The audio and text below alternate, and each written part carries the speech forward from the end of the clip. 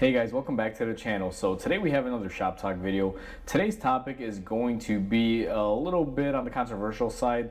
We're going to be talking about the payment structure when it comes to automotive and why I feel it's probably the one thing that is hurting mechanics right now and why it's basically ruining this industry. And we're going to get into this today. Now, before we go ahead and do talk about this, if you guys haven't subscribed to the channel, hit the subscribe button down below and definitely smash that like button because it helps the channel out. With that said, let's go ahead and get started on today's topic. So when it comes to pay, I feel that the pay structure for automotive technicians nowadays is completely outdated and it just makes absolutely no sense. And I've worked at dealerships, I've worked at independent garages, and to me, it's always been a little bit of, I guess you can call it a low pay structure compared to what the mechanics bring to the table. Because at the end of the day, the mechanic is not only bringing his own tools, he's also bringing his knowledge and his work experience and constantly putting his body, which is probably the most valuable tool. If a lot of people look at it in a common sense way, mechanics are literally putting their bodies on the line because doing this job does require a lot of physical force and strengths, and you're always basically, kicking it to your body depending on what you're doing. And that to me is the most important tool and the most important thing you can bring to this table. And I think for what you're bringing as a mechanic, at least in today's modern world, these dealerships and most shops, depending on what their pay structure is and how they choose to pay, are just straight up robbing mechanics of their livelihood. And to me, it's kind of crappy in a way. And that's what we're going to be discussing today. So me working at a dealership, I started off hourly. Now, starting off hourly at a dealership is not the best way you can thrive, but you all have to start somewhere. I started off as a lube tech. I think I was getting about $12 an hour, and then eventually I made it up the ranks and became a journeyman technician. Now, as a journeyman compared to a oil changing tech, the only flexibility I had is not only that you're making, 2 times, maybe 3 times more per hour, but the leverage of getting into book hours. And booking hours is a lot better than getting paid hourly, especially because you're limited on your hourly scale versus your book time. And for years, I always thought this is great because I can do more and make more money.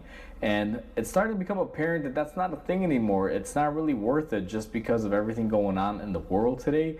And we're going to get into a couple of these reasons.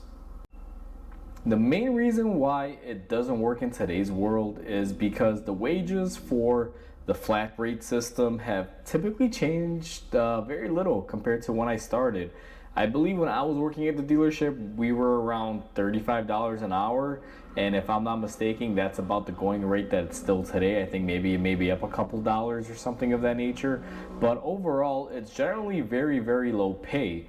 And it makes absolutely no sense. Now, when I was a younger tech, it made sense to me because I figured, hey, I want to get to that journeyman status, get on the hourly scale of 35 an hour, and I could book my own hours. But the thing is, sometimes those hours that you can book are there. There may be some days where you could book 16 hours in an 8-hour workday and make a bunch of money. But then the next day you'll find that there's nothing to do. It may be slow. At the end of the day, it evens out. That's kind of what I figured. And nowadays, with the way that repairs are going and cost of items, I've noticed one thing, that dealerships are pretty much just getting a lot more warranty work, not enough customer pay like it was back in the day. And that is going to limit as to how much you can make because, as we all know, warranty pay is not the same exact pay as far as time reimbursement as it would be for customer pay jobs. Typically, most warranty jobs are about slashed in half, if not more. Manufacturers don't pay us technicians working at a dealership the same rate that a walk-in customer would. And that to me makes absolutely no sense because if the pay scale has stayed at $35 an hour, but tools have gotten more expensive and the cost of living's gotten more expensive, something's got to give. I mean, we're talking about 2012, I was getting paid 35 bucks an hour per book hour, and now it's the same thing. So that's the main reason why I think the flat rate system is kind of crappy in that regard, because it hasn't kept up with the times. The second reason why I don't think the flat rate system is working anymore among automotive technicians is the dealer rates that they are charging customers if it was a customer pay job have gone absolutely, I'm not going to say absurd, but they're really high up there when it comes to customer pay. Most dealerships here in the Chicagoland area, if let's say you're just a typical mom and pop Honda dealer, they're probably charging anywhere between $150 to $200 per hour per book hour. And as you get into your more higher end vehicles like BMWs, Mercedes, the higher end stuff, Europeans, sometimes there's shops that charge $200 to $400 per hour. And most of those techs that are working there, if they're on the flat rate system and they're making about 35 bucks an hour, if you really think about it, for what the technician brings to the table to the dealership, which is pretty much half of what the service department is, because without the techs, there's no tools, there's no work getting done and nothing. So I view the tech as being very viable and very lively in the service industry when it comes to the dealership. Even though the dealership can provide specialty items and specialty tools, they can provide the lifts and equipment to work the building. That's only half of the equation. You could have every single thing out there, but if you don't have the mechanic or technician that can do the work, doesn't matter what kind of equipment or building you have. You could have state-of-the-art building with lifts and all the specialty tools. If the mechanic is not in there working and bringing his experience and work effort into it, you're not really going to get very far. It's as simple as that. So even though the dealerships claim that we can charge what we charge because we provide the work area and all the advertising and all that, that's not right. To me, it's a 50-50 shot. Now, there was a comment in a video that I made recently regarding why techs are leaving the mechanical field and not really getting new techs in here. And I had a comment from a guy, and I don't recall your name, but if you're watching this video, feel free and do a shout out in the comment, and I'll pin it. But he stated that when he started back, I believe it was the 70s and 80s, that they were getting 50% commission off whatever the ticket was as far as labor. And that to me is what I feel should be fair nowadays, because we are half of the equation to the service part. If there is no mechanic, once again, no work's getting done. Doesn't matter what you have. Even if the dealership provided all the tools to us and everything, still without the tech, they got nothing. And to me, it's always been a little bit of a, I guess you can say, standoff, because they expect us to buy our own tools. They expect us to bring the experience and get these cars done sometimes in crazy amounts of times, not even considering the amount of things that we have to do to work on modern cars. But yet the pay structure is an old, outdated dinosaur. To me, if I'm going to be a dealership tech working for your dealership, I'm half of the livelihood that is brought into the shop. I mean, half of your business is me. I carry that weight on my shoulders. I deserve at least 50% of what you're making as a dealership when it comes to labor charges. Now, I'm not getting into wanting half of parts and all that stuff. That's obviously something separate. For me, the fair pay scale would be anything labor-wise. If the dealership is billing 2 hours at 200 bucks an hour, guess what? The dealership makes 200, I make 200. I feel that's pretty fair, especially since we are required to bring our own tools. And right now, tools are very expensive.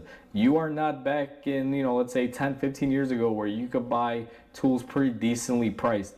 Even back then, they were still pretty absurd. But if you look at tool prices from back then to now, it's crazy. You can go on a Snap-on truck and buy a set of screwdrivers, and they're like $400 or $500 now compared to $200 or $300 back in the day, which was still absurd. But inflation is real, especially now in 2023, which is the time that I'm filming this video. You guys will probably see this either 2023 or early 2024 on the rollout of my videos here. But I mean, the cost of being a mechanic nowadays is not cheap, and I don't understand why dealerships just can't get on par with this. So with those 2 points being brought up, they make a pretty good case. And for me, this is why the flat rate system is, I want to say, pretty much a dead system. It makes no sense to give a mechanic roughly, let's say, 20% of a labor ticket when they are producing half of everything. If they expect us to bring our own tools and buy them and then do the work and put strenuous activity on our bodies and basically hurt ourselves. And for those of you that are mechanics that have been doing this for a while, you know what I'm talking about. If you do this every day for a living, you may not feel it right away, but as you get older, your body starts, getting certain pains and aches, and you start feeling certain things So it does take a toll on our bodies as well as our wallets and everything else. So to me, the only fair pay structure would be to get a 50-50% pay scale, meaning whatever the dealership makes, we get half of it, because the dealerships expect so much out of us, or this industry I should say expects so much out of us, but yet they don't want to give us half of what we're owed. To me, it's always a 50-50 bond. You provide the building, I'll provide the labor, we all make money and everybody's happy, and that's how it should be.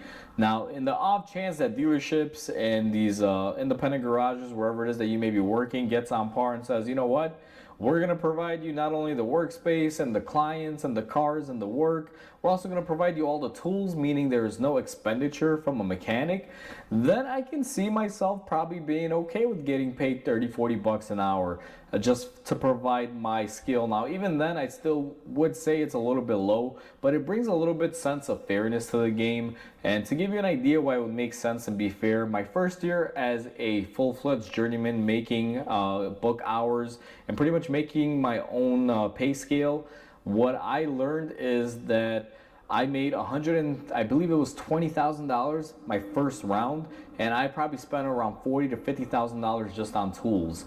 So at the end of the day, I was pretty much making bare wages. Now, at the time, I was single, I didn't have a family. It was okay to live off of those means, but as a 30-something-year-old guy standing in front of you, if I worked at the dealer right now, I would be pretty much in trouble, because I have, mortgages to pay, I pay my taxes, I got bills, I have kids, I have a family. I mean, there's a lot of expenditures that, you got to spend money on. And to me, it makes no sense that I would spend $50,000 a year after making 120,000, or even if you're one of the higher paid techs where you're making, let's say, 150, even possibly $200,000. You're losing $50,000, let's say, a year off of that pay. That's a lot of money. That's significant, because right now, to be quite honest with you, even making $150,000 a year, even though that's a good amount of money, that's still, I guess you can say average for inflation and everything going on nowadays. So it doesn't really pay for much of anything.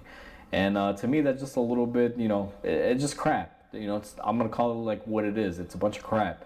So that's why I feel that this flat rate system should pretty much get taken down when it comes to pay scale, because it's an outdated dinosaur system. It doesn't do good for anyone, especially the techs. Dealerships are profiting off the hard work of many like me who pretty much slave away every day. Now, we get paid, but it's not a fair wage. And it's disrespectful at the end of the day how they want to do this to people. The pay scale has to change. The structure has to change. You shouldn't have mechanics fighting over work, over who gets to eat and who doesn't. Because if I remember one thing from my dealership days, you could have months where you were, booking a bunch of hours. Let's say you had 160 hours invested for the whole month in a regular, structured week. You could be making 200 to 300 hours booking, which was a lot of money. But then come the next month, it's slow. Automotive, the whole business kind of goes up and down. There's a lot of fluctuation in the market. There's months that where you're going to be very slow and months where you're going to be very busy. So what I find is if you have a very good month like that, just make it up for a month where you're slow. So at the end of the day, it kind of all levels off. You're not really getting ahead, even though for that time being, it feels like you're making money. In reality, it just kind of levels out. It's an equal playing field. So the structure has to change. That's the whole premise of this video. This is why automotive, I feel, is pretty much going down the crapper nowadays, because no one wants to get into a field where you got to provide all the equipment and tools to pretty much do the job and then get paid a measly 20% of what the dealership or garage is taking in. And that's what is killing it for most people. If the structure is not there to pay us fairly, we're not going to be getting into the field. Why even bother? So at the end of the day, guys, that's pretty much the gist of this video. I just wanted to kind of, do this little rant, I guess you could call it, on why I feel the system is broken in the automotive world and why we are losing techs to different industries and not getting new techs coming in because it's just not worth it anymore. So hopefully you guys enjoyed this video. Please comment, like, and subscribe because it definitely helps the channel grow. I would love to hear you guys' opinion on this. And until the next video, I hope you guys have a wonderful day, and I'll catch you guys in the next video.